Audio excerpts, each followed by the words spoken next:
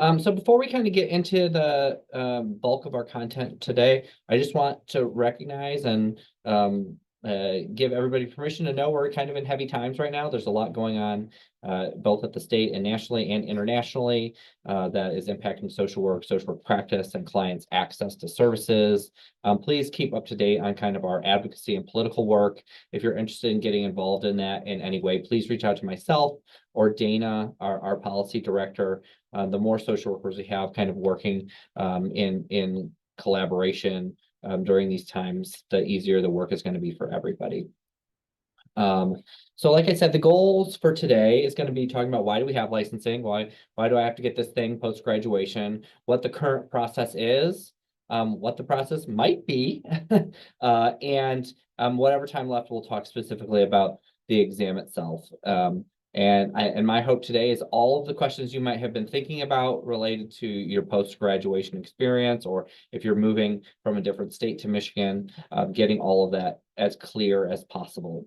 When I graduated with my MSW, I'll say I didn't feel really confident about knowing the licensing process. And so while I've been at NASW, I've really been intentional to build out as simple of a step guideline about the licensing process in Michigan for folks, because it really is not a very complicated process. It's just important that you all know the order of things, and we will talk about money as well, because that is a part of this process, unfortunately, and hopefully leave you with some strategies to get some of this process paid for by someone that's not you. Okay, so let's get into it.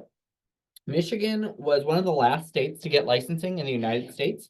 Our law didn't take effect until 2005. So we're just in our 20th year of having licensing. And to put that in context, there were some states that had licensing 30 years prior to Michigan. And so prior to 2005, anybody in the state of Michigan could call themselves or work as a social worker, and they didn't even have to have a social work degree, let alone a license. And so when we got licensing passed in 2005, it gave us three things. It gave us the actual physical license that allows you to practice as a social worker. It gave us title protection, which means you have to be not only a graduate from an accredited social work program, but also licensed in order to call yourself a social worker, as well as a defined scope of practice. So a scope of practice really just tells us what can you do with your degree after you graduate. And like I mentioned, all of those things were very important because Michigan was really far behind the national landscape in terms of regulation at that particular point of time. So I know we've got a mixed group here today. There's about 70 folks on. The other thing I would love in the chat, if you would put which licensing type you are going to be applying for, whether that's the LLBSW, the LLMSW clinical, or the LLMSW-Macro. That'll help guide a little bit of, I think, the conversation we'll have, at least to start today.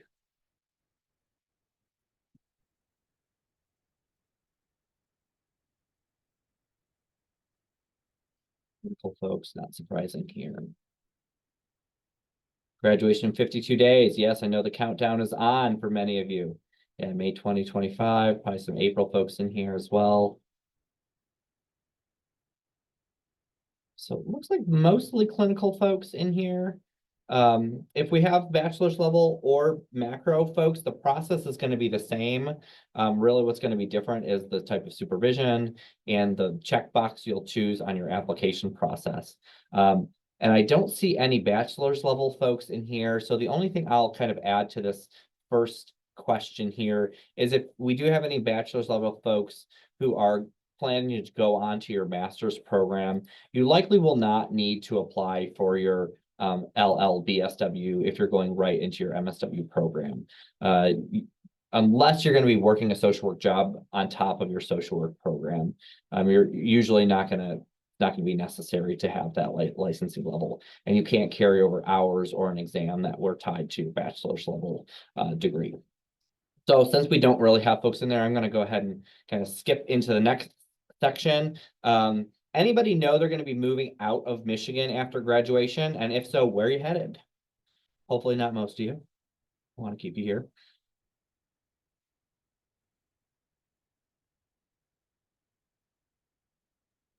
A couple of seconds to Type that into the chat.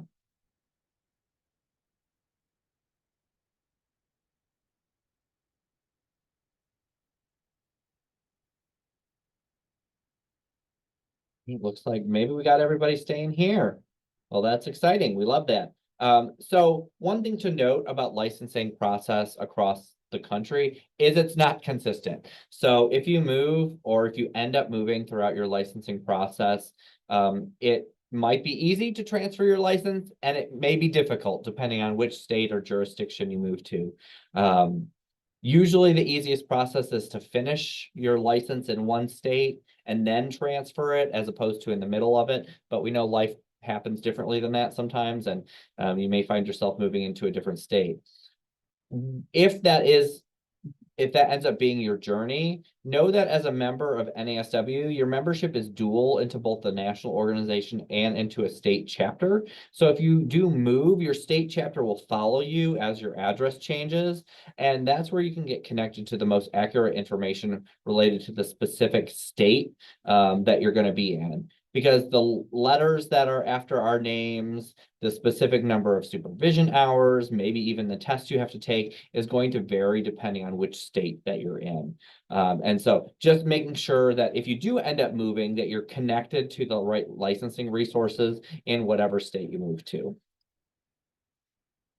In Michigan specifically, we have 3 levels of licensing based off of your degree. So we have the associate's degree, the bachelor's level, and the master's level licensing. It sounds like everybody on this call is master's level, so I'm going to highlight that particular, the right side of our screen here. So the letters you're going to want immediately after your name is the LLMSW Clinical or the LLMSW-Macro. That's the limited license Master of Social Work.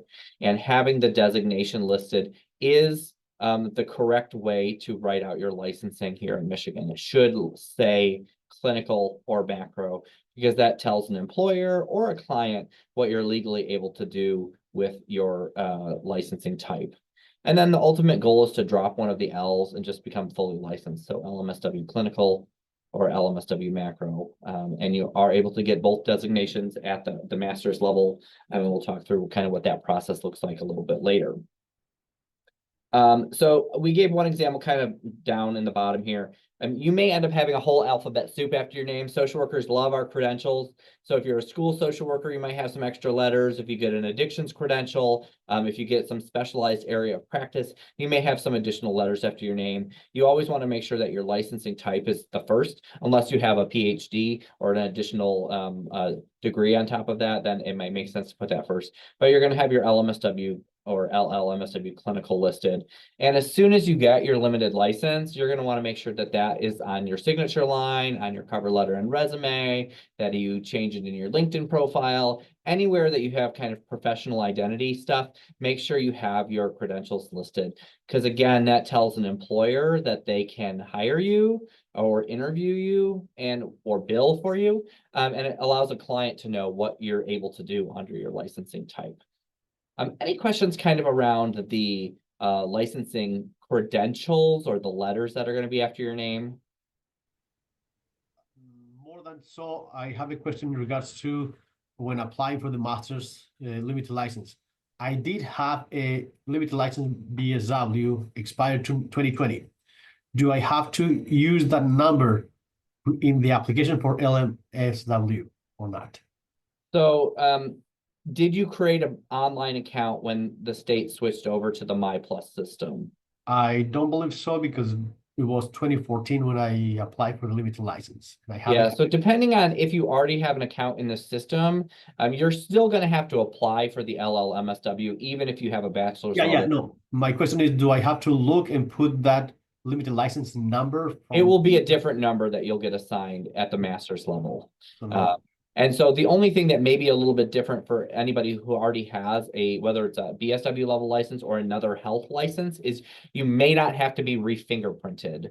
If you're actively licensed. It sounds like yours is expired by a couple of years, so you likely will have to get re-fingerprinted. But for if anybody has a current active LLBSW or LBSW, you won't likely have to do that part of the process.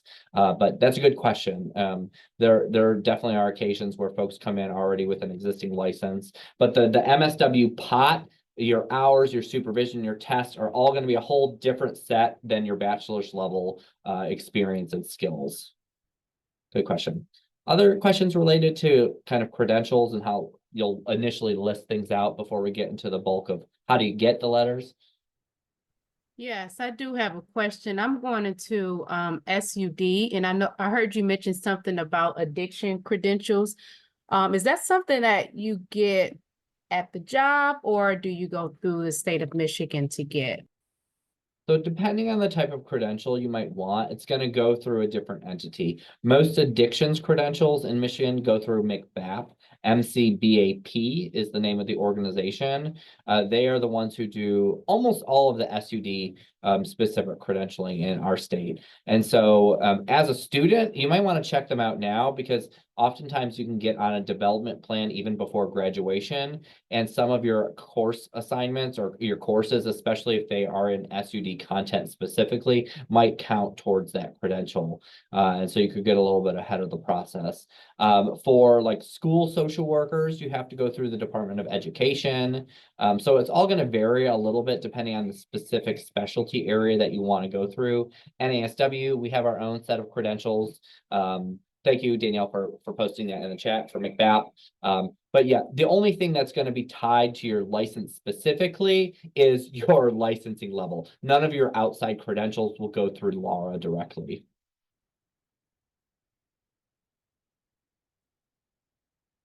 And I see the question about international work. I'm going to hold off on that one. That's a really good question, but I think we'll cover that in a little bit. Okay, perfect.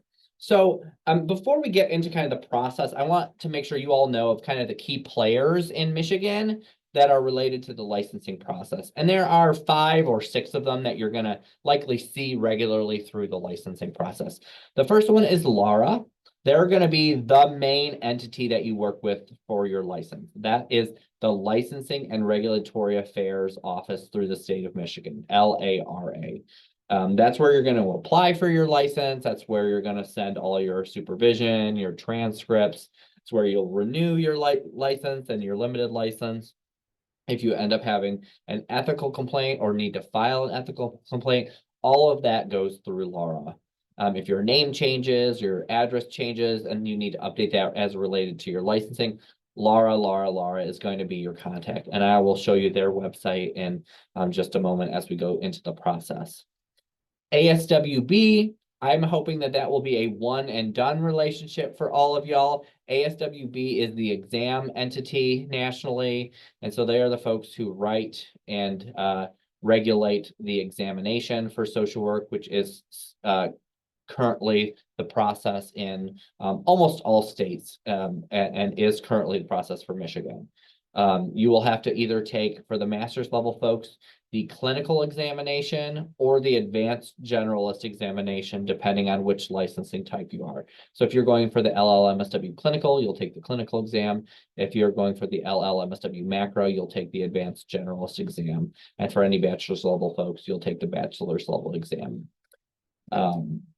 The other entity, NASW. So we are the professional organization for social workers. We're the largest organization for social workers in the world. If you're not a member, I hope you join before graduation. We'd love to have you in our ranks. This is a time that we need social work community more than ever. And there's a lot of advocacy and education work being done right now, both at the state and federal level. But we do things like exam prep. We have a supervision registry, networking and professional development for social workers, kind of what I'm doing here today. Around education, around the licensing process. You're also going to need to know when you all get ready to take the exam, assuming that's still a thing in a couple of years when you're ready to do that, you'll need to know about Pearson VUE. That's going to be the specific testing site and entity that you're going to go through to take your social work examination. Pearson VUE is the name of the vendor that ASWB partners with.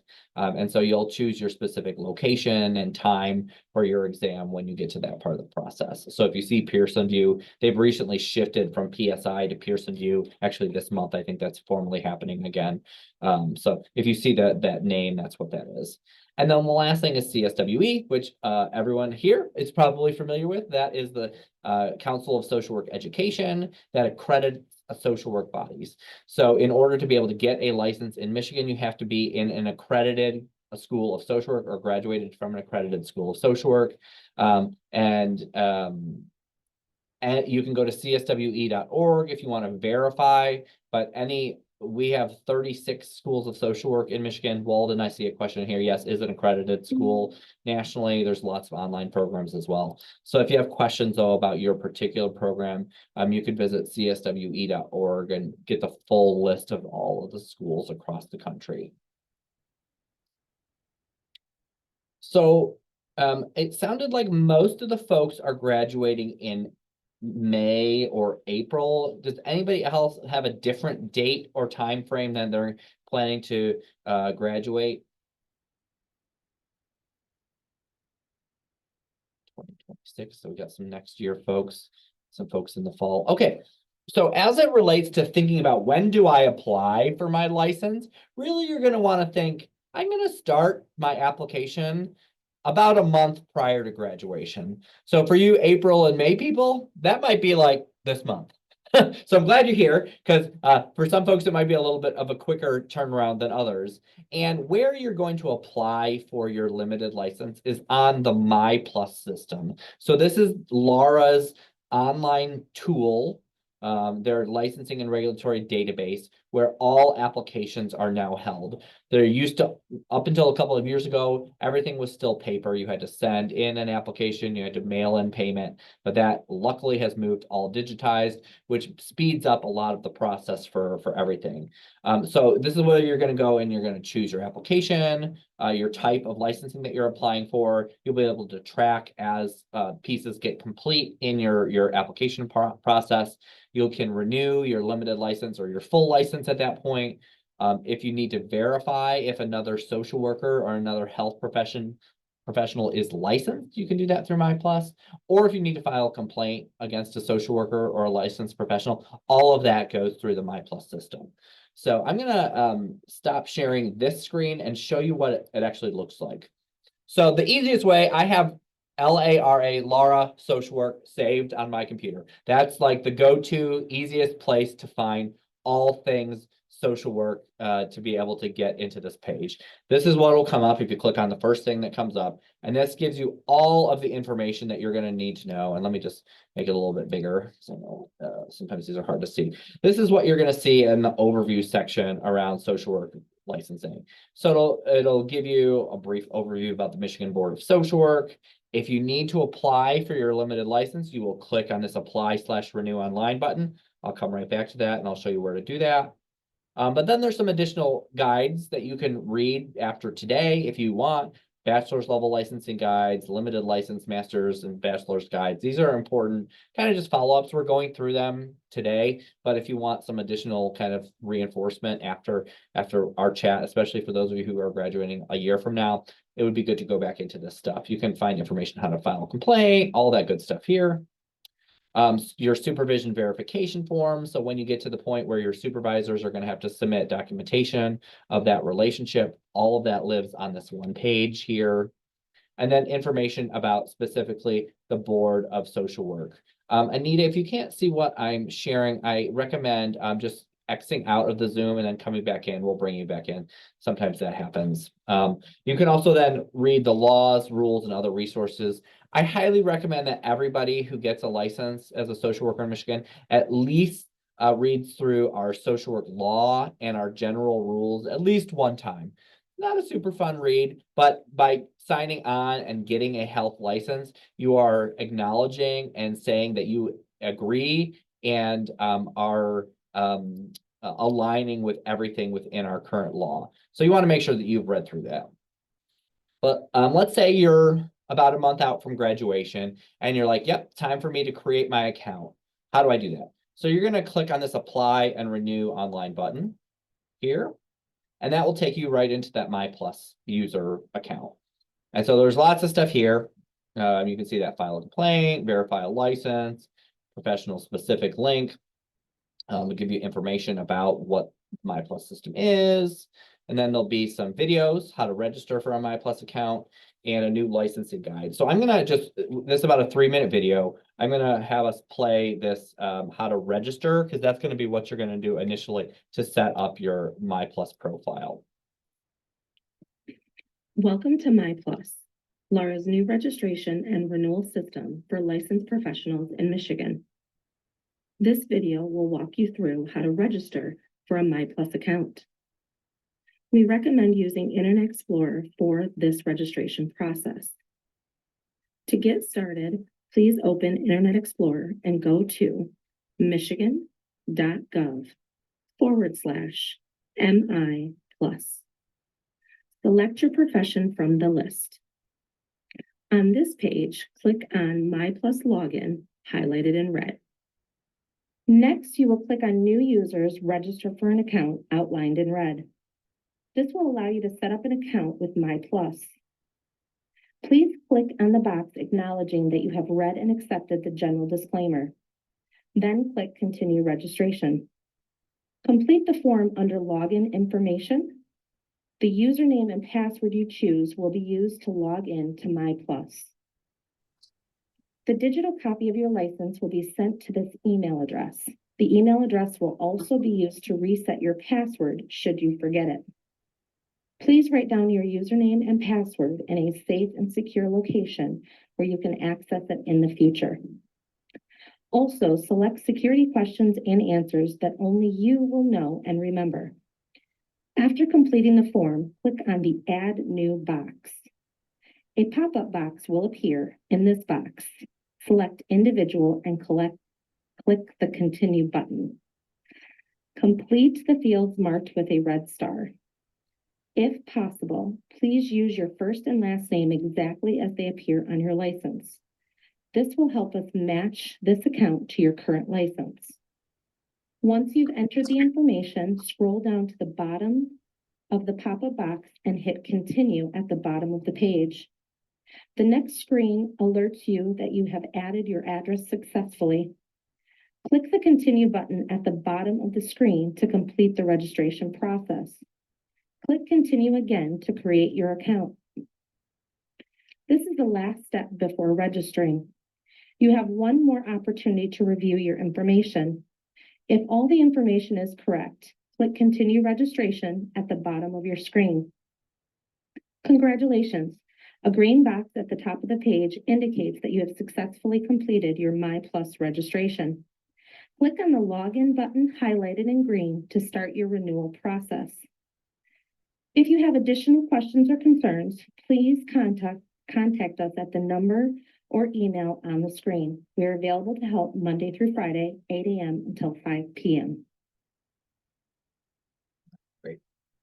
So that is a kind of a really basic outline of the My Plus account system. It's pretty user-friendly once you get in there and your account is created. I see a couple questions related to that. So there is not a time limit between graduation and applying for your LL. The real question is, how soon are you going to be starting to apply for social work jobs after graduation? Or are you already going to be applying for jobs prior to graduating? So if you think you're going to be trying to get a social work job immediately upon graduation or applying prior to graduation, you're going to at least want to start this process ahead of time. If you're going to be traveling, taking time off, whatever for life, and know you're probably not going to be working in a social work capacity for, let's say, 6 months or a year, you might want to wait to start this process until you're kind of ready to kick off your career search, because it does all take time. And we'll get into what that process looks like, but you don't have to start this before graduation. I recommend for those of you who are going to be applying for jobs, or you're already thinking about applying for jobs, it makes sense to get an account created about a month prior to graduation. You won't get finished with your limited license process until your degree is conferred and you have your final transcript sent to Laura. And so if you don't have an account already set up, that could just extend the amount of time it takes to get that process complete. And so there's usually not a reason not to get at least an account set up ahead of time. You don't want to do it too much in advance. You know, a month is usually a pretty safe bet because you don't want an account just sitting at Laura with no activity in there, and they don't prefer that either. And if you have questions around specifically the application process, that number that Laura had at the end of that video is going to be the best place for you to specifically call or write to get confirmation for that. Sierra asks, can we apply for jobs before graduation? If so, when can we start applying? Great question. Yes, with an asterisk, as I will say with that. So absolutely, you can apply for jobs before graduation. There will, however, be jobs that will not interview you or hire you without a license, especially if you are looking for clinical jobs, because it's normally tied to billing and you have to have a license in order to bill. Some ways you can get around that or navigate that as you're applying before you graduate is you can just be upfront in a cover letter or an email to an organization you might be applying for and say, hey, I'm graduating from Western Michigan University in May of 2025. With my social work degree, I've applied for my limited license, and by the time I'm hired into this role, I will have my limited license, right? I will just be waiting on my final transcripts to be finalized before the licensing process will go through. So there are some ways you can just be upfront with, yes, I don't have my limited license yet, but I'm working towards it. I already know the process. Y'all don't have to worry about me. Please give me an interview, because ultimately that's what you want prior to graduation, or at least immediately after graduation.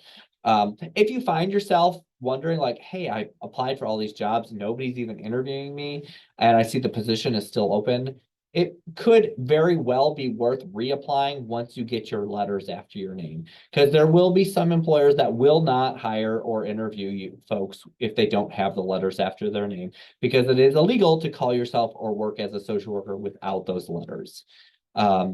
You have to start with the limited license process. That is everybody in the state of Michigan. Yeah, Anna said, I've not had any private practices. I've interviewed, have an issue with me not having a license yet. A lot of social workers know what this process is like. And maybe if you don't have your license yet, for the first couple of weeks, if you start somewhere, maybe they start with paperwork or onboarding. And then once you get your limited license, move more into the actual social worky sort of sections of the work. But you want to be careful. You're not able to do psychotherapy, diagnosis, anything that is tied to your social work license without that license. And that would be practicing outside of your scope and outside of the legal parameters of social work. So you want to be a little bit cautious about what someone gets assigned to you if you do start a job either immediately after graduation, or let's say even if your internship is interested in pulling you in as an employee. You've already built a relationship with them. They hopefully know your good work. They're going to pay you a good amount. Know that though, in that in-between phase, when you don't have a license and you're not a student, it's kind of a limbo phase. You're not able to do all the same things you might have even been able to do while you were a student. So that could be the onboarding phase, the paperwork, the training, all of that sort of stuff that is a normal part of most positions. So that's the MI+ system. If you have a question related to, okay, I have somebody who's been assigned to me as a supervisor, are they licensed? And that's important because you need to be supervised by a fully licensed social worker. On that same MI+ system, you can click on this verify a license button here right in the middle, and that will bring up their licensing database. And I'm just gonna put in my last name because there's not very many Breijaks that are in there. And if you know more information, you can put that in there, but I don't even have to put licensing type. I'm gonna search all Breijaks, and there's a couple of us. And so I'm this one here, and so you can see Duane Breijak. I have an active license, Master Social Work. You can click on that person, and it'll tell you the basic information. Is their license valid? Yep, it's active. What county they're in, what their specific designation is. So I'm a macro licensed social worker. If there's any sanctions or complaints that have been filed against a social worker, it will also be listed here. And so it's important that you know that your supervisor is currently actively licensed as well, because that is a requirement of this process. Or if you have somebody who's like calling themselves a social worker and you're like, I don't think they're licensed, or I don't think they even have a social work degree, you can look them up in this database. And sometimes that's kind of the professional advocacy we have to do internally within either our organizations or publicly. If we're seeing like a news article that calls out a social worker or says a social worker did something, that's how we're able to verify that. So that's kind of the general like overview of the MI Plus system. And that gets right into kind of one of the next questions that came through. There are a couple of training requirements that you all have to have completed before you're able to submit your application. In Michigan, there are 2 types of content that are required for all folks applying for health licenses. The first is human trafficking training. And in the handout folder, the Google folder that you all have access to, there's kind of a 1-pager about more specifics of that. But everybody has to do human trafficking training. And it's a very vaguely worded requirement. It could be you went to a conference, you had a course that was on human trafficking and healthcare, your program put on a seminar, you attended a webinar, you watched a documentary, you read a journal article. It has to have some specific content requirements in order for it to count, but the way you complete it has a lot of options for folks. And then the second piece that's required is implicit bias. So every health licensee in Michigan has to require a complete 2 hours of implicit bias training. And so that can be anywhere in the last 5 years. If you're graduating in spring, as long as you did it anywhere between 2020 and now, that would count for you. And that one does have a time requirement, 2 hours. So that one is a little bit more specific there. And what's going to be asked of you when you're applying for your account on the MI Plus system, those are going to be check boxes. You don't have to upload a certificate or a program. You just have to put in, yes, I completed my human trafficking requirement. Yes, I completed my implicit bias requirement. Hopefully, most of your social work programs are already giving you this or have things scheduled before you graduate. I know at least most of the larger programs in Michigan have this already like filtered into their social work curriculum, or an extracurricular, especially like around this time of year. NASW, we put on trainings related to this all the time. If you're coming to our conference in April, we'll have all of this content also there. So we'd love to see you if you're gonna be available. Any questions kind of around these training requirement pieces? And I see, yeah, Wayne State, Spring Arbor offers this. I know Michigan does, MSU.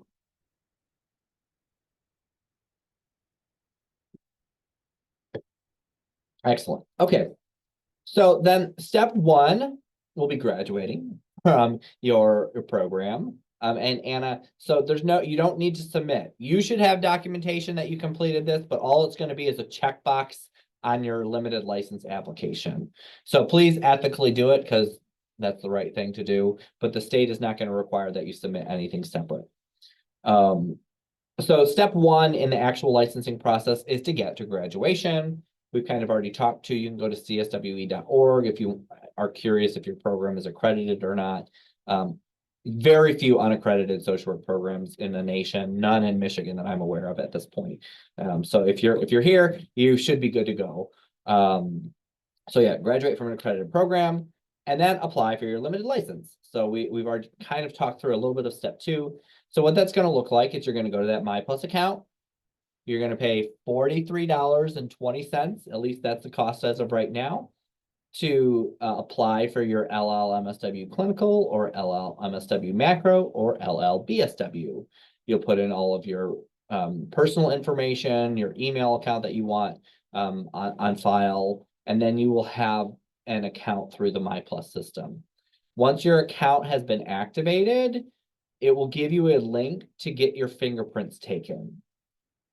The only way you can get around getting your fingerprints taken is if you already have an active health license. If you've been fingerprinted for a job or an internship, that does not qualify. You still have to get re-fingerprinted for your license. And so that's going to be around another $75-ish for the fingerprinting process. But Laura will send you a link once you get your application processed about specifically where you can go to do that. And it's pretty quick. There's lots of locations to do that all across the state. And then usually the last holdout in this process is to have your school send in your transcripts. So most social work programs won't finish and finalize transcripts for likely 2 to 4 weeks post-graduation. And so you're going to request, usually through the registrar's office, but you'll want to identify through your specific school of social work or your school in general where transcripts come from. Most of the time it's the registrar's office. And I would say 51+% of the time it's free to at least get one set of transcripts sent somewhere. So hopefully that part will be free. If not, it's usually less than $10 from the school. But you will need to have your final transcripts sent also over to Laura and added into your MyPlus account. And not until your application is submitted, your fingerprints have done, and your transcript is sent in, will your limited license application be complete. And so going back to like sometimes the dilemma of applying or getting interviews may depend on how long that transcript takes to get finalized. The state does give you specific places to get fingerprinted. So I don't know if UPS is an authorized vendor that the state uses. I see that as a comment in there. So just make sure you're going through one of the ones that's in the link that Laura will provide to you when you get your MyPlus account set up. So like I mentioned, it makes sense to start your application before you graduate because you can get your application done, you can get your fingerprinting done, all before you graduate. And then the only thing that will be kind of that wild card that you'll be waiting on is your transcripts to be finalized. And as soon as that happens, you'll be able to check your MyPlus account pretty much every day online. And as soon as you see that your license has been activated, you can add those letters after your name.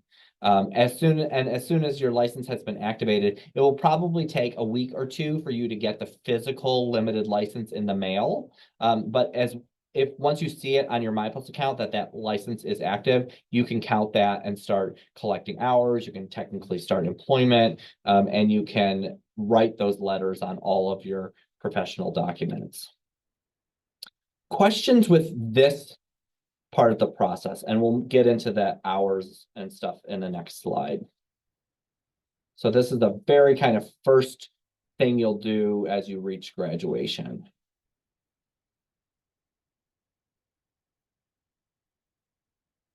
Okay. So the only other thing I will say about this slide, so we have about $115 roughly as part of this part of the process. Your $43 for your application and your $75 before fingerprinting. I would love for that not to be paid for by y'all. I know as a new social worker, sorry, I could skip ahead. $115 can be a lot of money to pay right up front. And so there are a couple of ways to think about maybe getting this paid for either by an organization, which would be the ideal, or somebody else. So if your internship is interested in hiring you, this is a really good time since you're a couple of months out from graduation to start to talk about that with them. You know, how do you support or onboard your new social work professionals? Do you reimburse or pay for the licensing process? Hopefully the answer is yes. And if not, maybe that's something you can negotiate into your contract. You've already potentially showed them that you're a good employee, that they want to hire you on. $115 is probably not going to be a deal breaker whether or not they bring you on, but it'd be much more beneficial for you to have that come from their budget than your own. Same thing as if you're applying for non-internship jobs, right? This is a part of the negotiation process when you get to that part of the interview. Do you provide a professional development budget for your staff or reimburse the licensing process for your clinicians? And hopefully the answer is yes to that. And if the answer is yes, then all of this will be covered. It might also cover your continuing education when you need that, additional certifications or credentials, may cover your membership fees into organizations like NASW, journals that you want to get access to. You know, a professional development budget is a little bit more expansive than just reimbursing the licensing process. So if you can at all manage to navigate that, within a negotiation, I highly recommend it. In Michigan, you do have to have an active license to call yourself or work as a social worker, whether that's a limited or a full license. So absolutely, you do have to go through this process if you want to work as a social worker in any capacity post-graduation. The third way that you may be able to get some of this paid for is, I know when I was graduating with my MSW, I was the first gen graduate in my family, and I had some folks in my circle who were like, hey, congratulations, we're so proud of you, we want to get you a graduation gift. And your brain's like, money, please give me money, I'm a broke college student, like I'm entering the workforce. Like, don't say it like that, right? We got to be strategic about how we advocate for ourselves. But hey, would you sponsor my licensing application? Would you sponsor my fingerprinting? Would you sponsor my membership in NASW? This is really the kickoff to your professional career. And if somebody can pay $40 for your application fee or the $75 fingerprinting fee, any way to get that cost off of you, I am all about. And because that's not the only cost that's associated with this whole process. This is just going to be the first piece of it. All right, so after you get your limited license and your application, your fingerprinting, and your transcripts have been sent in, then you can start working and collecting hours and move towards your full license. So the ultimate goal is to go from an LL to an L, a limited license to a full license. Your limited license is on a 1-year renewal, and that costs $27 as of right now per year that you renew it. In Michigan, as of 2025, you are allowed to renew your limited license 6 times. You do not have to renew it consecutively. So if something happens in your life and you're not working, say you become a caregiver, you are out with sickness, or maybe you moved into a different career for a temporary span, whatever you moved. If you're not working, do not renew your limited license, because you can only renew it a total of 6 times, and that it is maxed out in the state of Michigan. So please, again, just take kind of ownership of whatever's going on in your life. And if you're not working, collecting hours, you can let your license lapse. And then once you start working again, you can always renew it again. But you don't want to eat up those 6 renewals if you're not collecting your hours. When you start working, that can be paid or volunteer, as long as it's social work. And we know folks work a combination sometimes of paid and volunteer. You have to earn 4,000 hours of supervised work to be able to then be eligible to sit for your examination. That sounds like a large number, but really what that breaks down to is 2 years full-time. So if you're working in a full-time position, you should be done with this process in roughly 2 to 3 years. If you're part-time, or maybe our school social workers who have a couple of months off in the summer, this might take you a little bit longer to get to those 4,000 hours, unless you're also doing something in those summer months to keep your hours going. But if you are part-time working, absolutely you can do that. You have to, at the minimum, be working 16 hours a week. And at the maximum, you can count 40 hours a week towards your licensing hours. So if you're working more than 40 hours a week and getting paid for more than 40 hours a week, absolutely, you can do that. You can only count, however, 40 hours towards your licensing process. So the quickest you can get through this is 2 years, regardless of how many hours you might be working on top of that. Wherever you are working, whether it's paid or volunteer, you need to be getting supervision at least 4 hours per month. So it breaks down to once a week, roughly 1 hour per week. And at least half of that supervision has to be on an individual basis. So you can have 2 hours of group supervision, 2 hours of individual supervision, absolutely okay. I highly recommend, if you're able to get some group supervision, to do it, but you at least need individual supervision twice a month. And not until all of your supervised hours are complete are you then eligible to sit for your examination. One question we get a lot through this particular part of the process is, do only hours sitting with clients or working directly with clients count towards my hours? And the answer is no. Everything you do tied to your social work job counts as social work experience. Paperwork, advocacy, training, client interaction, all the things tied to what you might be doing to your social work job count towards your social work experience, even though it may not be a direct client facing, because not all social workers even work directly with clients. And so anything tied to your social work experience would. If you're in a maybe more non-traditional setting, you can always call Laura. They have a scope of practice person that you can say, hey, I'm working this sort of job, or I've been offered a job in this role. Would the type of work that they're offering me count towards my licensing hours? And you can get that verified from the staff at Laura. And I highly recommend, if you find yourself in a kind of a more non-traditional social work role, to do that. But yeah, 16 hours a week is the minimum that you have to be working in order for it to count towards your license. And so I'll give you a horror story, because we sometimes get these calls to the NASW office. So we had a social worker who had a baby and was volunteering somewhere for 12 hours a week for like 2 years. None of that experience counted because it didn't hit the 16-hour a week minimum. And so they basically bled through 2 years of their license and not able to count any of that experience. So you don't want to find yourself in that. So 16 hours is that minimum that you have to be meeting. And if you're not, you may want to consider not renewing your limited license. Yeah, Kristen, absolutely. There definitely is some issues in terms of access and different circumstances. Also, because we have a cap on 6 renewals, that gives people 7 total years to finish their 4,000 hours of supervised work and pass the examination. And if for whatever reason you can't or don't in that 7 years, there's no extension process currently allowed in Michigan. So you're no longer able to remain licensed or get licensed in Michigan unless you have, say, a bachelor's degree to fall back on, and you could get the LLBSW. But that kind of defeats the purpose of having a master's degree. So we're working on some of that advocacy at the state level too, to fix some of those gaps in the process. But it is what it is for now. And the state does not allow any exceptions to really anything. They have to follow the rules as currently in law. And so please, I hope you all will advocate with us as you see some of that move later this year. So as we talk about this particular step, there's a couple of details that you want to know about. So 4,000 hours of work under supervision, what are you going to have to show for that when you're ready to be done with it?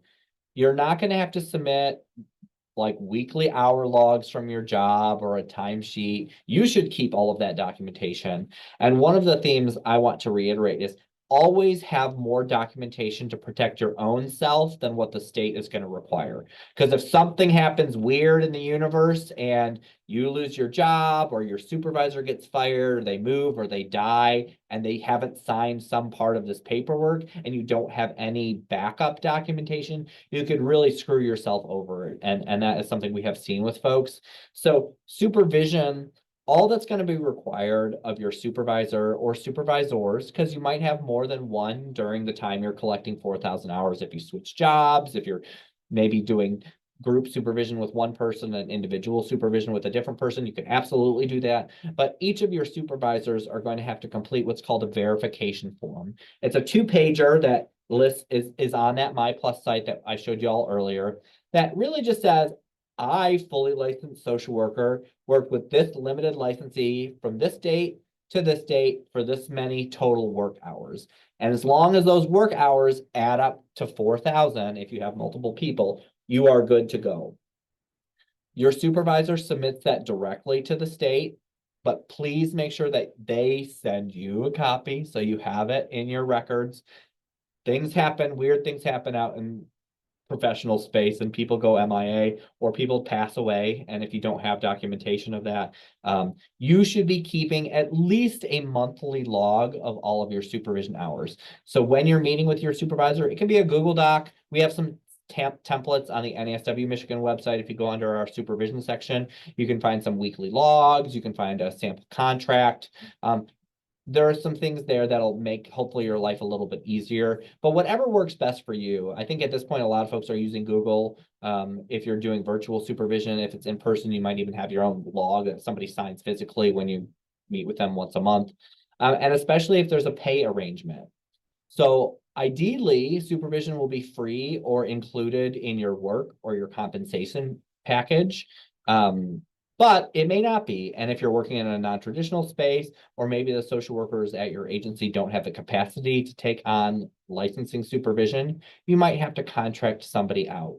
And if that's the case, supervision can range anywhere from free, if you've got somebody who's fully licensed, who's willing to do it for free, to a billable clinical hour, which could go upwards of $100 an hour. I'd say the average is probably more like $40 to $50 an hour for supervision. But for 4,000 total hours of work, you're going to be doing about 100 hours of supervision. So if you're going for 2 years full-time, an hour a week, 52 weeks in the year, about 100 hours of supervision. And if you're paying $50 an hour, that's, $5,000 over 2 years. $200 a month, which is a pretty hefty amount for a new social worker to pay out of your own pocket. And so this, again, the supervision part is really important to know whether it's provided or reimbursed before you accept an offer for a job. Because if you are having to pay, let's say it's on the high end of $100 an hour and you're doing 4 hours of supervision, does the salary that you're going to be getting at your job allow you to pay $400 a month to somebody else? Probably not, as a new social worker. And I don't want you to be paying $400, even if it does allow you to. That's a lot of money that could be towards other things in your life. So you absolutely want to know whether supervision is included before you accept a position or not. Once your supervision and all of your work hours are complete and that verification form has been submitted to Laura, you will get permission to then schedule and pay for your examination. You cannot take your exam before all of your hours are complete. So the exam is at least 2 or more years away for most of you on the call today. The bachelor's level exam is $230 and the master's exam is $260. So that's like kind of one big chunk that comes out at one time during this process. And it will come a couple of years from now. Questions around kind of this middle step. So again, going from a limited to a full, you're going to work under supervision and pass the test. Those are the 3 pieces that you're going to need to do to go from an LL to an L. And it's 4,000 hours of supervised work by a fully licensed master social worker. And the one caveat to that is your supervisor has to have the designation that you're going for. So if you're going for a clinical license, your supervisor has to be clinical. If you're going for macro, your person has to be macro. I have a question. Do we have to put it in the chat or can we? Nope, you can go ahead and come off. Okay, so if say that we have to find outside supervision to do our weekly supervision with the 4 hours a month. I know that they have to be fully licensed at the master's level, but does our supervisor that's signing off on our hours at our job also have to be a fully licensed? Do they both have to be fully licensed at the master's level? Great Or- question. Depends on what their role is. If your job supervisor is also doing your licensing supervision, then yes, they do. If you have somebody at your job whose title is supervisor and their role is to like sign off on your paperwork or check in about cases, that person might not be the same person. And so it's just really making sure when you think about your licensing supervisor, this is your professional mentor for your first couple of years of your social work career. That's how you should be viewing it. So this should be somebody who's talking to you about ethical concerns, about leadership trajectory and how to advocate for yourself, whether that's pay or maybe you're looking to move up the ranks in your organization, getting connected to experts in the specific area of social work that you're going into, connecting you to training and other opportunities for education that are kind of in your specialized area of practice, and keeping you up to date about what's going on in larger social work circles. So oftentimes they're the same person. If there's somebody at your organization that might be they could even have the title supervisor, but depending on what their role is, it may not be this licensing supervision. If that makes sense. Okay, I'm saying if you for sure have to get outside supervision from someone outside of like your job. So say your job does Yeah. not offer it. I know Right. that they obviously have to be a fully licensed social worker, but at the master's level, but does the person who's signing off on your hours at your job have to be fully licensed too? No. If you're like HR person who's the one who's basically signing your paycheck stubs, that person doesn't have to be a social worker. And often they're not. And a lot of times social workers are working in other host settings where some of the folks we're working with are not social workers or have other ethical values, depending on what profession that they're in. And that's perfectly okay. For licensing purposes, though, that individual has to be fully licensed. Yeah, good question, Ryan. Kenyatta? So when I do my supervision, like for instance, I'm going into SUD, that person has to be licensed specifically in SUD. They just can't, and I'm doing SUD on the macro level, at a micro. So I cannot do anything with like clinical. It have to be someone that's macro and SUD. Like it has to be, I'm just a little confused about. So at your licensing level, we have two options, clinical or macro. So depending on what licensing level you are working at after you graduate, if you are a clinical LLMSW, your supervisor just has to have a clinical license. If you're additionally getting an SUD credential or something like that, there may be other specifics that are tied to that credential, but that's completely separate from your licensing supervision. So I don't want to do clinical. So yeah, if you're getting a macro level license, then your supervisor would have to have the macro level licensing. And But it doesn't have to be specifically an SUD. It could be no, just, it doesn't. I okay. mean, it's helpful to have somebody who at least has expertise in the kind of the area that you're going in, but it's not mandated that somebody is working or has worked directly in the same line that you're in. Just for us to verify if the person who is supervising or signing on the hours of supervision, how do we verify that the person has a macro or micro? Because sometimes they just go from limited license or full license micro, and they end up being hired as a supervisors while doing therapy as well. Good question. So going back to that MyPlus account, if you click on the verify a license, and then you could type in that supervisor's name, kind of like what I did for myself. You can go in here and you can look up anybody and it'll tell you their specialty certification. That means their designation. So I am only a macro licensed social worker. I am not a clinical social worker. I cannot supervise clinical folks. And so this is where you would be able to see what designation anybody has and when their license is active through. Because you absolutely want to do that. And even if somebody's assigned to your job, you probably should go and check this in case, because sometimes people's licensing has expired. And you don't want to be doing all your hours and then at the end find out that it doesn't count. And so again, this is just another tool you can have in your disposal to just verify that information. Alexandra? Oh, yeah, thank you. What about those of us who are disabled and have to work from home and can only work a certain hours a week? Is there what I think you said there's a minimum of 16 hours a week we have to work, and that would meet the 4,000. I haven't done the math. Would that meet the 4,000 hours in 7 years? I can't. Yes, it would take about 4 years instead. And Okay. all of the work and supervision can all be done virtually.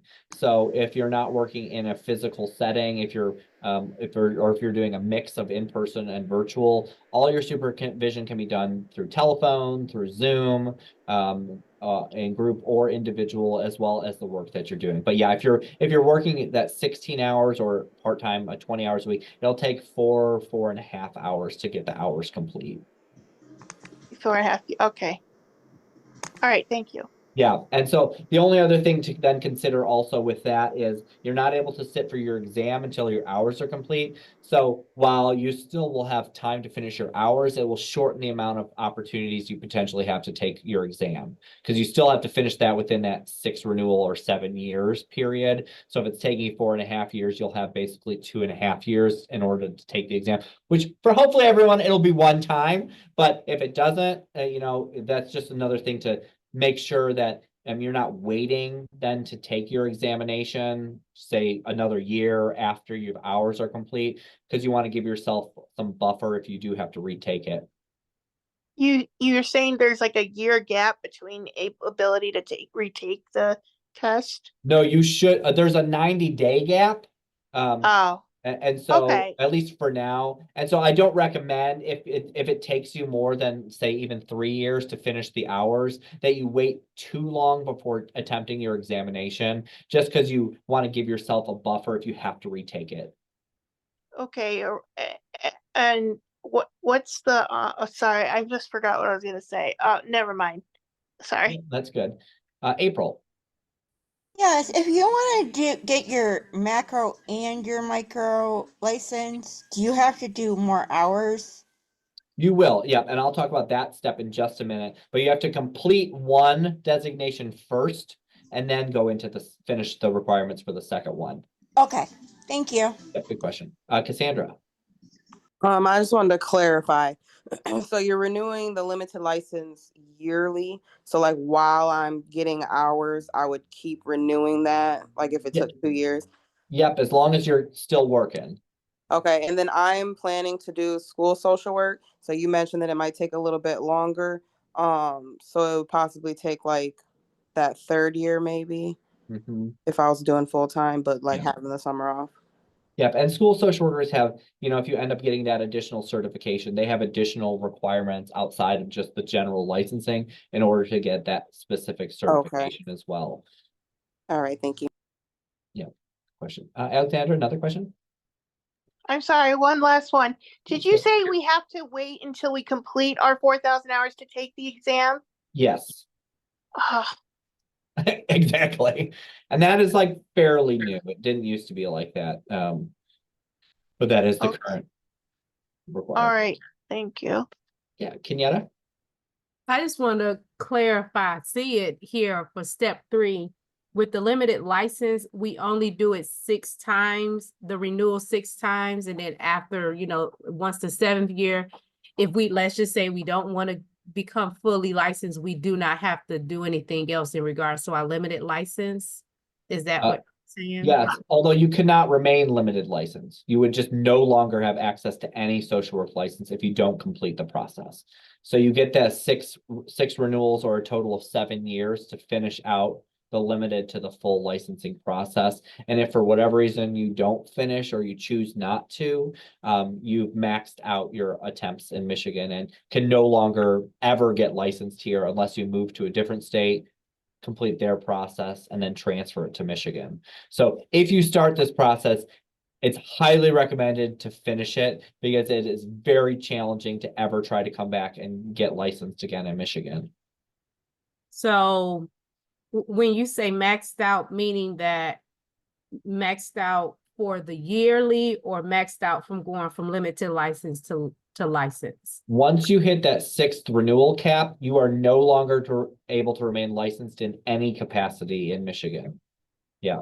So don't get to that point if at all possible. If you're not collecting hours, if you're moving, if you're sick, if you're a kind of caregiver, whatever, and you're not using or getting to at least that 16-hour-a-week minimum, do not renew your limited license, because you could take a 5-year break and then come back and still have a couple of years left, depending on how many left. And that is something we're working on. That's legislative that we're hoping to get done this year. But right now, this is the current requirement from that.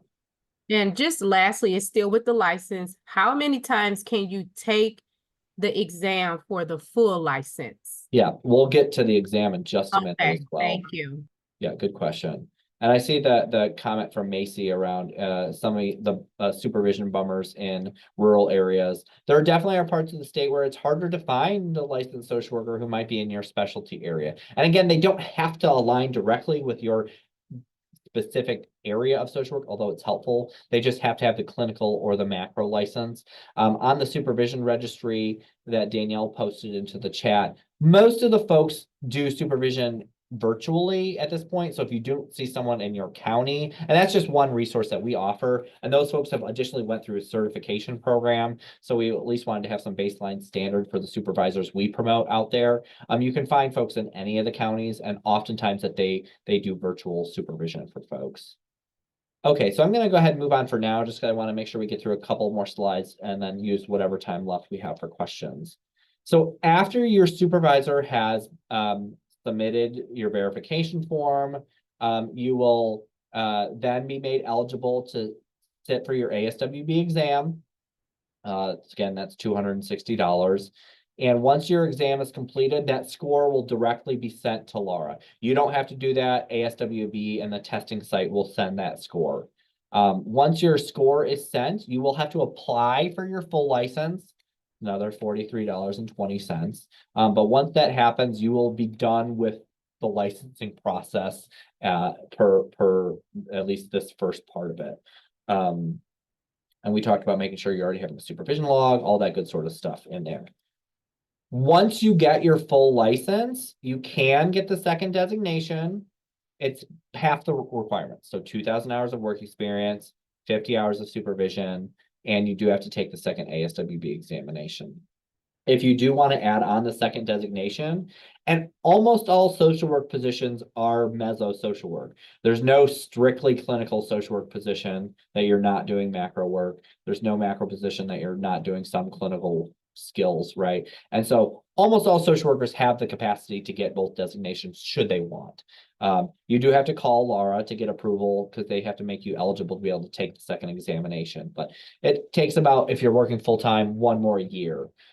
Anybody who is grandparented into licensing in 2005, almost all of those folks have both licensing designations. So if you have kind of more seasoned social workers in the places that you're going to be working, anybody who's been in the profession more than 20 years has both licensing types. So it may not be as challenging to find somebody who has kind of both that you might be looking for supervision purposes. Once you get your full license, that's when your continuing education requirements start. So the only training that you have to have done prior to your limited license is that human trafficking and implicit bias. Those things have to be done prior to getting your limited license.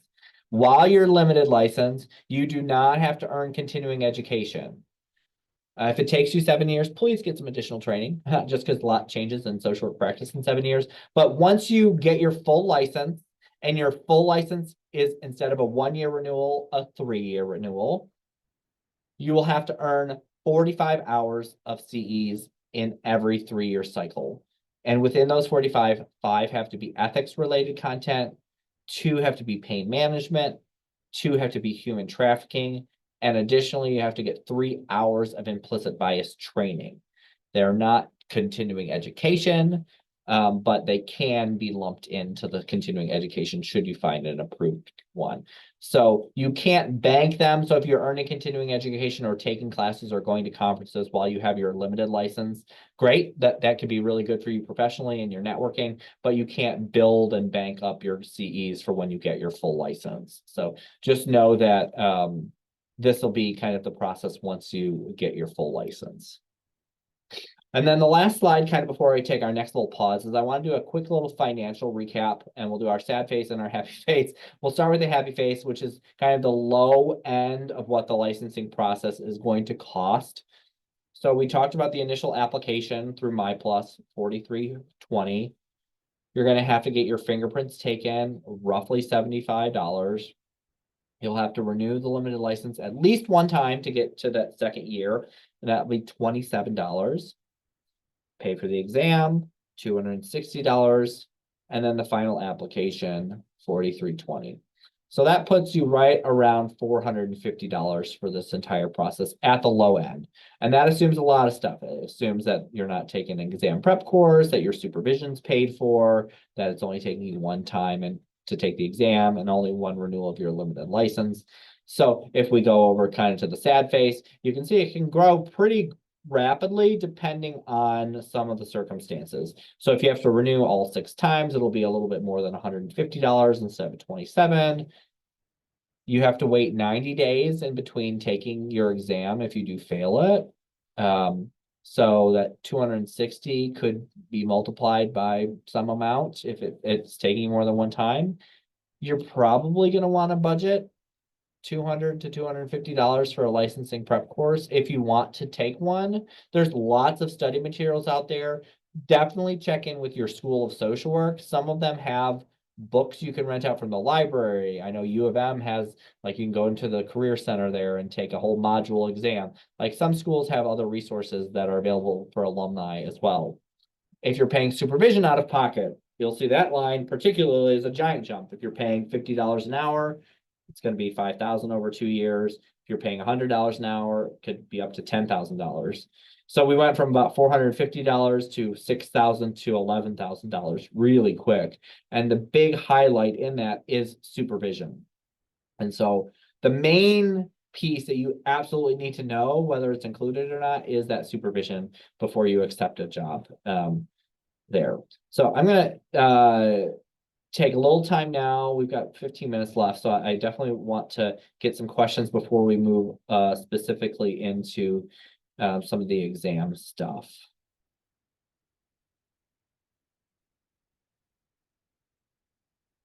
Yeah, Ezra?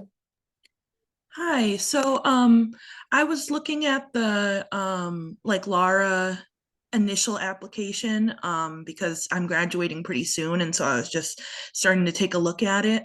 And so it asks for stuff like your mailing address and the county and stuff like that. Does that need to be the same county where you intend to practice? Because I'm originally from Washtenaw County, but I live in Wayne. So I just wanted to make sure that it didn't need to be like the same county that I'm going to be working in. No, it'll be a county where your address is listed. Okay, thank you. I appreciate it. Yeah, good question though. Kenyatta. Will we be able to access this? Because I feel like I need to like watch it again. Yeah, this recording will be available on the NASW Michigan site. And I will also, again, I'll drop the handouts into the chat one more time too, now that we're kind of through a good chunk of it. So you all have that again. Oh, I have to go on you guys' website to rewatch it. Yep, all of and there always is one version, a current version listed on the licensing section of the NASW Michigan website. If you just go under the licensing page, it'll go through all the step-by-step, and then at the bottom there'll be a video recording that's like this one. This one will probably be the one that'll be uploaded in a couple of weeks, but I think the one we had from the fall is up there right now. Yeah, Anna? Okay, so I have written down here from previous notes that once you have your full license, the continuing education credits are 45 hours per renewal cycle? Correct. Is that correct? Okay. Yep. Yeah, 45 hours, 5 ethics, 2 pain management, 2 human trafficking, and an additional 3 hours of human trafficking. Okay, gotcha. Thank you. Good question. Heather? I had a quick question. So once we reach our hours, how do we get approval to take the exam? Like, you can register on the site, but then it says you haven't been approved. So how does that process happen? So your supervisor or supervisors have to send in the verification form. And once those verification forms have been sent in and are uploaded into your MyPlus account, you will be made eligible to register for your test. If that does not happen, which occasionally, even if everything has been submitted correctly, something happens on Laura's end, you may have to call them and say, hey, all my supervision has been uploaded. I need to register for my exam. And there's some button on their end that they can just click to make you eligible. All right. And then the second question I have piggybacks off that. If we're also registering in another state and we can test sooner in that other state, will that test score be allowed, or do we have to test again because of the hours for Michigan? Depends on the licensing level in the state that you're moving to. If you're going for the LMSW clinical and taking the clinical exam and you're in another state that takes the ASWB clinical exam, it's the same test, so it would count carryover. Okay, so it doesn't matter if we can test 6 months after graduation. Once we take the exam, Michigan will accept it. Yeah, and I don't know if there's any states that you could take the clinical exam that early. There are some states that require you take an exam for your first level of licensing, like what we consider our LLMSW. That would be what's called the master's level exam. We do not use that in Michigan, but I do not believe that there are any states at this point that you can take an exam before your hours are complete. There are some states that have slightly less supervised hours that are required, so that might be the only slight variance that you would see. Okay, thank you very much. Yeah, good question. Okay, and so I see some questions from Brandy around the exam specifically. So let's move into that for our last little bit of time that we have today. So the exam is a national test owned and operated by ASWB, the Association of Social Work Boards. You will take the exam on a computer from a Pearson VUE testing center. Once your hours, supervision hours are complete, you will, like I said, be made eligible. If you need to call Laura, if you, for whatever reason, don't get that automatic reply, they can do that. You'll go to aswb.org, pay your $260, and then they will send you a link to where you can go to choose your specific location and time. There are lots of locations across Michigan, although if you're in the northern part of the state, they get a little less options available for folks, but you can choose morning, noon, and night, weekday, weekend, whatever works best for your schedule. The test itself is 170 questions, multiple choice. 20 of the questions that are on there are not scored. So they are testing them to see if they want to keep them in future examinations. So hopefully those are all the ones you get wrong. But 150 of the 170 will count towards your overall score. And then your particular test that you take, the passing score will range somewhere between a 90 out of 150 to 107 out of 150. They have weighted every question a little bit differently depending on how people do on each particular examination. So you don't know when you start your test the difficulty level of your particular test. You'll get 4 hours to sit for the examination. If you need any accommodations, that they need to know that upfront when you register for your specific location. So if you need time, the test read to you, other accommodations, that needs to be made when you schedule your test. On the ASWB website, they do have a whole section on accommodations if you need any additional support through this process. Part of the reason, lots of the reasons we have issues with the exam at the national level when we're doing some advocacy is it's currently only available in English. Some of the accommodation requests have not been sufficient for a lot of social workers. So we're also working on hopefully some national changes to this. So that's kind of the general structure of the exam itself. You will know before you leave the testing site whether you've passed or not. That's maybe the best part about this exam is you will get a printout when you have finished. And it will say, congratulations, you needed this score, you received this number, or something like needs further study. And here are the areas that you did more poorly on this particular test. And so it will give you a slightly more detailed printout if you don't pass. Like I mentioned earlier, you do have to wait 90 days if you don't pass it the first time. So if you're able to not wait until that 6th renewal cycle to take your exam, highly recommend to do that. The test itself looks most of the time into 2 formats: direct questions or statements, or cases, which will give you a couple of sentences of a little story about, I'm a social worker in a school setting, seeing a client who's doing blah, blah, blah, blah, blah. What's the best thing that you should do? Thanks for coming, Ezra. And like I said, for anybody who might have to leave, we'll make sure that the recording is up on the NASW Michigan site in the next probably week. So look out for that. When you're going through the test, though, you're going to want to look for where is the social worker? Are they in a school? Are they in a hospital? Those are going to be some of the key words that they're telling you are important for the scenario of this. You will see what is the best answer. What should the social worker do first? And you're going to hate seeing those words because it means there's 1, 2, 3, or 4 correct answers to the particular question that they're answering. When you're taking this exam, you want to think about yourself as a generalist practitioner. You're not Kenyatta in Michigan doing X amount of social work. You're not Alexandra in Michigan doing X specific type of social work. You are a social worker anywhere in the United States or Canada doing any type of social work that exists. So if your organization has a specific policy, that's likely not going to be the right answer for this test. You have to think about yourself as a social worker practicing anywhere in any setting. What is the generalist answer for those questions? Client safety is always going to be a first consideration. Everyone's going to have ethics content on their test, regardless if you're taking the clinical or advanced generalist. You have the opportunity to flag questions. So if you want to come back at some point, please make sure that you fill an answer in, because you don't want to fail by one question and realize you left 5 of them blank because you thought you'd come back to them. And where a lot of people get hung up is just test anxiety.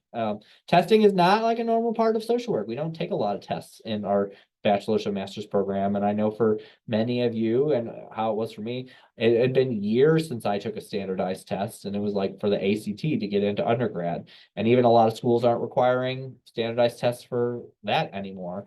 And so if you haven't been in the mindset of thinking in a standardized test, it's going to take a little while to kind of get back into that. The test itself is going to look at 3 ability levels, recall type of questions, so descriptions and definitions. And it could be as easy as, what is the best drug used to treat schizophrenia? And I'll give you a list of 4 things. Because the clinical exam, you're going to have psychopharmacology, you're going to have theory, you're going to have diagnosis and DSM related questions. Application, you're going to be looking at rules, laws, and concepts. This is where ethics sorts of questions will fall into. And then reasoning. So those are going to be those scenario based. You're a school social worker working with a client who's experiencing X. It's going to be a little bit more of your particular judgment based. And ultimately, you just want to see that congratulations on that score at the end. Hopefully it'll mean you'll get a raise or maybe a job title change with this, but it doesn't matter if you pass by 1 question or 100 questions. You just, from the licensing perspective, you just want to get across the finish line. I'm not going to do this as a sample question here, but some tips for when you get to your examination. Know where you're going. If you've never been to the site before, do a drive-by, because your time starts whether you're there or not, and you want to make sure you're maximizing your experience and what you're paying for. Make sure your name is aligned with what you registered for. So if you get divorced, married, you have a name change in between, make sure it's synced up on your identification with how you are registered for the examination. And maybe the most important advice that I have from this exam is, if it doesn't say it, don't assume it. What that means is, if you read a question and you're like, I had that exact experience in my internship. No, you didn't. This is you as a generalist social worker anywhere. There may be some things that can help you, but if your organization has specific steps you have to follow, guidelines that are different from the larger social work profession, you're not going to answer the way you would in that specific scenario. And the writers of this test only give you 2, maybe 3 sentences of information. So there's no magic button we can push that'll give you another paragraph of presenting information, which would always be helpful. You only can read from what is given to you. So don't assume any information. Don't pull in anything from your other experience. Only read what is on the test itself. It's not an exam that most folks can just cram for, because it covers every area of social work. And so, you're all about to graduate. You know your study skills at this point. Give yourself a couple of hours every week for a couple of months. It's likely going to be plenty. finding what materials work best for you. There are apps, there are in-person courses, there are virtual courses, there are flashcards. There's all sorts of materials that exist out there. You know, whatever is going to be the thing that gets you over. There's one-on-one tutoring. See what your school offers, because it might be free. And again, the more we can get for free or paid for, we offer prep courses. We do one in the summer. We also partner with one that does kind of individualized tutoring that was started by kind of a non-traditional older social worker who failed the exam and needed to re-strategize how to think about studying for an exam after 30 years of not taking a standardized test.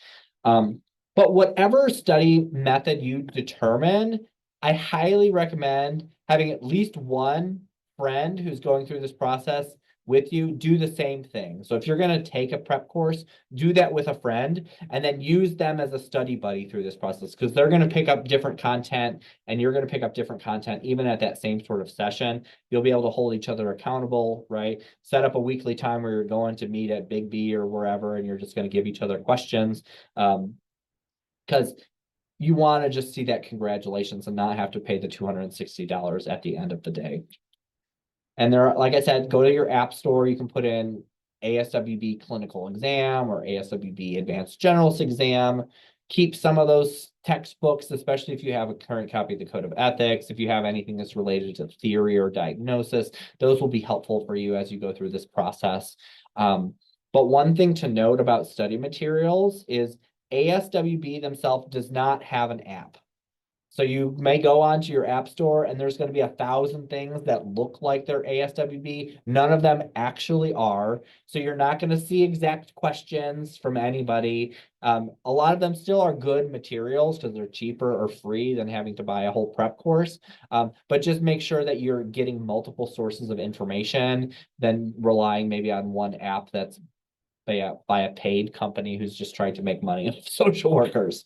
So those are just a couple of resources. Like I said, we have a course every summer that we do that is for any type of the exam, regardless of what level you might be in.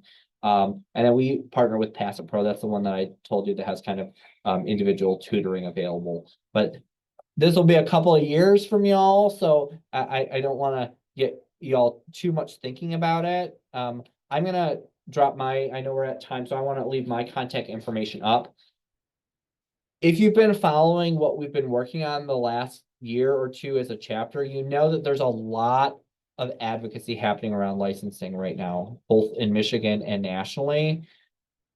More than likely, during your first couple of years out of school, there is going to be changes to this process.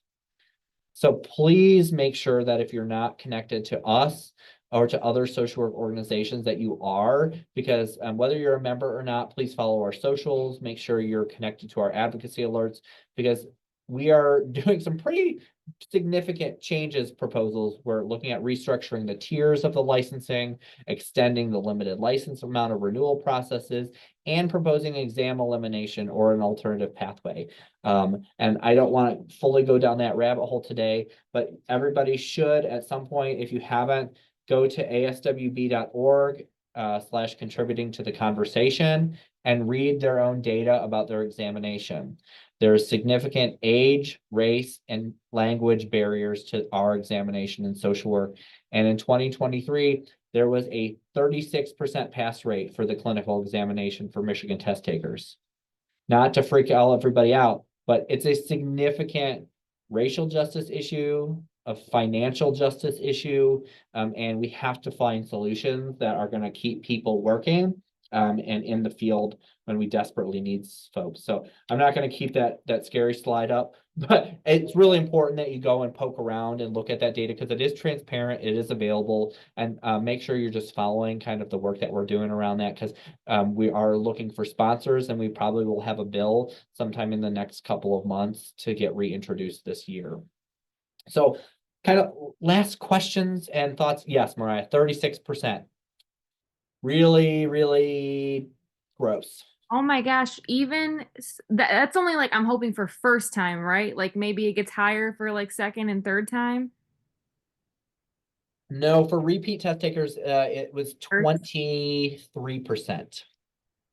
Okay. You're Yeah, the saying more 36% failed, not passed, right? Nope, passed. So fewer In people 2020. passed on the second time? Yep. And that's not surprising if you think about standardized testing. A lot of times people get anxiety specifically around standardized testing, and then that kind of triples as you get into repeat mode. And so we're doing a lot of national advocacy to try to find solutions or alternative pathways, because clearly a 36% pass rate is like not just mildly problematic, but it's very not consistent with other licensing standards and even other health licenses. You know, we know that standardized testing has racial bias across all exams. But social work, our numbers are significantly lower than counseling, doctors, nurses, and there has been very little willingness from the testing organization to make any sort of changes or supports for our current social workers to help increase that pass rate. So it's not a really great time to be advocating. Well, it's a good time to be advocating because we need these changes, and now that the data is visible and transparent, we can't unsee it. And I think it forces the social work community to have to take action. And so we absolutely need y'all to be on that advocacy journey for us. And yeah, if you go to the ASWB website, or if you go to the NASW Michigan, we have lots of stuff related to our licensing efforts there where you can find some of the more specific stuff. Kenyatta, and then I think we'll probably wrap up for today. I'm not sure if you answered this, but how many times can we take the full licensure? I don't know if I just said. Oh, yeah. So you have to wait 90 days in between when you take the examination. So if you finished within 2 years, you could, in theory, take the exam every 90 days for 5 years. So on average, it takes our white social workers 1.5 times roughly to take the exam.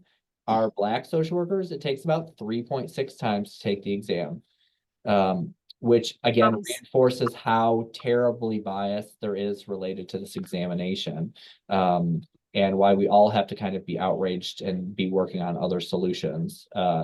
So, you know, that's financial, 260 times whatever amount additional that you have to take it. And so again, if you can make sure that this is negotiated into your work contracts as well, that there's a professional development budget that's reimbursing the licensing process, regardless if you have to take the exam 1 time or 3 times, and that they're paying for your supervision. All of that will help set you up for success, hopefully regardless of this particular examination issue that we're dealing with on a professional level. Yeah, thank you, Jordan, for dropping that link into the chat. Jose? I'm so sorry, Duane. I think you misunderstood my question. I am so sorry. That's okay. I wanted to know, like, how many times, like, if you fail 1 time, you can only take it twice again. You could take it how many You can take it as many times as you have allotted in that 6th renewal, whatever you got left. That's with the full license. That's still while you're limited. You can't get the full license until you pass the test. And no, so I mean, once you get the hours and you take the test for the full license, like you get ready to take, is it called ABSW? the ASWB clinical exam. When you are taking the test to become, once you got your hours to become the full license, correct. How many times can you take that test? As many times as you have left within your 6 renewals, and with 90-day gaps in between. Thank you. So I've seen as many as 15 attempts, but hopefully it will be 1. Jose? Yeah, a quick question. Are there any statistics about people taking the exam for non-English speakers? How many times approximately have been had to take the exam to be able to pass it?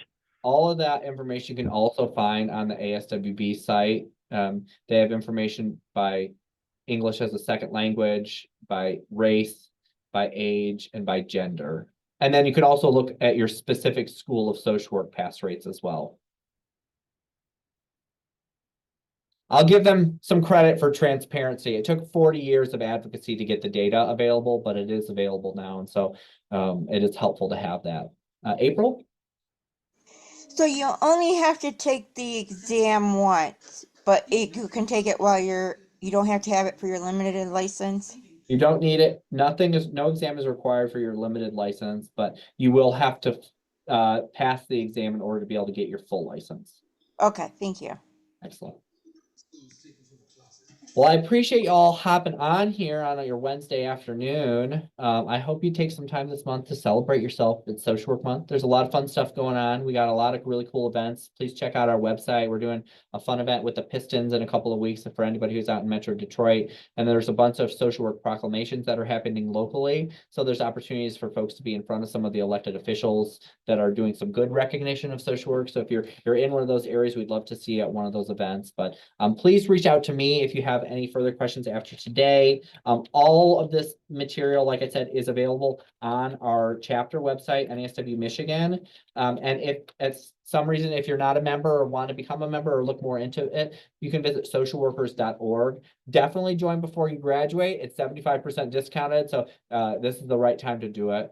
But I appreciate you all. Congratulations on all you folks who are graduating in just a couple of months. We're very proud of you. We're excited to welcome you into the profession. And I hope you all have a great social work month. Thank Thanks, you. I everybody. have a quick question. Yeah, go ahead, Rachel. So hypothetically, if I'm working part-time with my limited license, and like for example, I'm at that specific 16 week or hour per week mark, what if like a client cancels? Like, is there anything that you could do to keep yourself up at that 16-hour? Like if you're doing like more like private practice like, is that like something where you could do training or something to keep Yeah. that hours up? Absolutely. So again, remember, anything that's tied to social work experience can count. So it Okay. could be you're going to a conference, you're doing advocacy work, you're doing paperwork or notes, anything that is related to your job can count towards your hours. Okay, perfect. So it's just more of that agreement in between me and my supervisor that I did do that. Yeah, And so even if I'm creative of like maybe I do more training that week or whatever, like that would be able to work. absolutely. Perfect. Cool. Thank you so much for your time. I really You're appreciate welcome. it. All right. Thanks, everybody.